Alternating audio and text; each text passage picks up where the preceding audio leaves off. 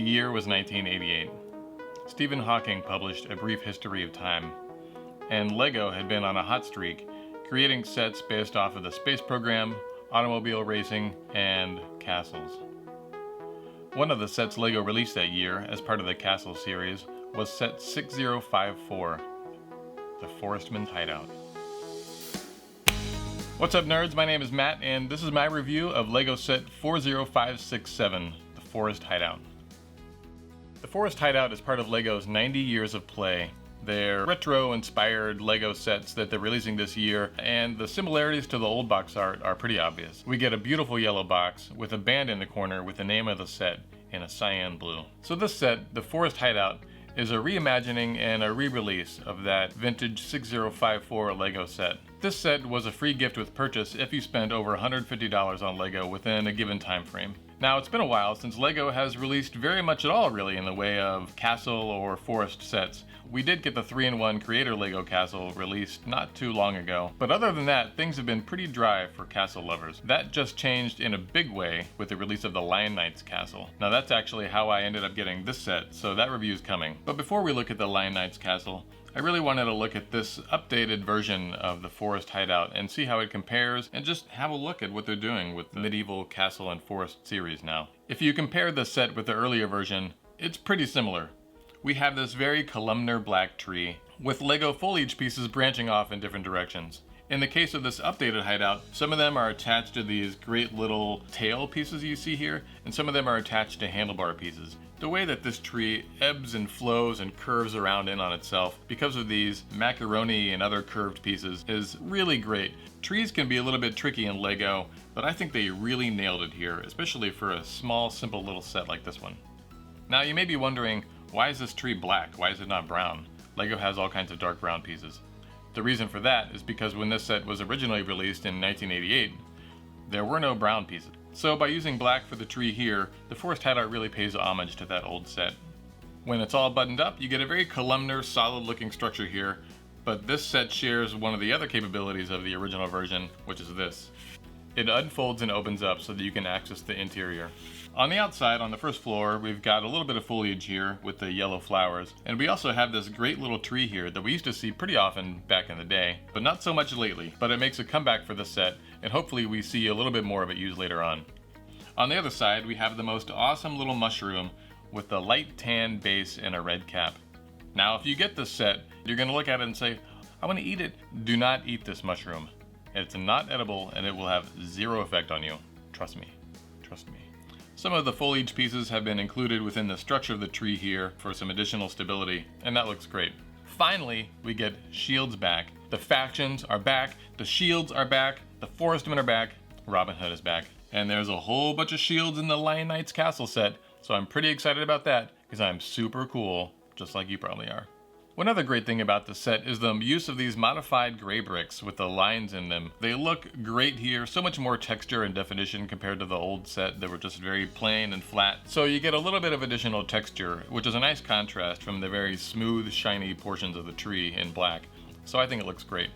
One other aspect of the original set that they repeated here was this beautiful blue roof piece. Now, if you're a member of the elite forest crowd and this is your hideout, would you really want a blue roof and a red flag? I don't know, maybe. Maybe they're tempting the knights to come roll up into their grill and try to bust their shit up. Because these forest people, they're armed. They're peaceful folk. They want peace, don't get me wrong, but they're prepared to fight. We'll get to that in a minute, but they're armed to the teeth, let me tell you. And they've been training. The last thing we see on the exterior here is a little spear holder. It almost looks like it could be made of Beskar. What universe is this set in? Moving on to the interior, we have the old standby of the wooden barrel with 2 gold coins in it. They didn't say where they got it from, and I didn't ask. One change they made compared to the old set is that now on the other side here we have a ladder, giving our figures a way to get up to the second floor. There's not a ton of space up there on the second story, but there is enough space for our archer to use the windows to defend his tree. There might be some people who are a little bit sad to see an updated version and not the old school version of this little target here, the little archery target. But I think it looks great and sort of fits into their more contemporary look a little bit better in my opinion. Not that I would have been sad to see the old target. That's fine. We get 2 minifigures in this set, a male and a female, which probably makes both of them pretty happy. They both have the same torso printing and the same plain legs, which I actually think works well here. I'm not really a fan of the sort of tucked in, feminized version of the torsos for female minifigures, so I think this makes more sense and looks great. You could switch any of these things around, of course, but I've got my male friend here with, what do arrows go in? What do the arrows go in? A holder, an arrow holder. Arrows go, you put it into the, what do arrows go in?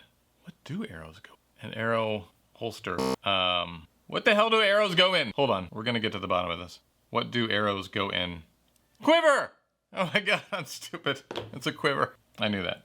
So our little friend has a quiver and a bow in his hand. You know, this being a Lego guy, there's not really a accurate or way for him to hold this bow and arrow. It doesn't really make sense the way he's holding it right now, but whatever, we can overlook that.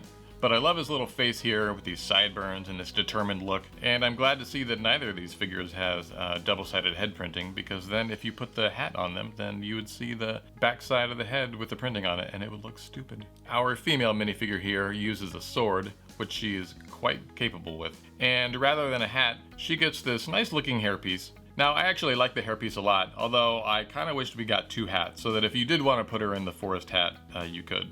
The front and back of these minifigures have some nice detailing with folds and cuts and stitches and a little gold belt buckle. All in all, I think these are nice looking minifigures and feel like a great update compared to the original ones we saw in '88.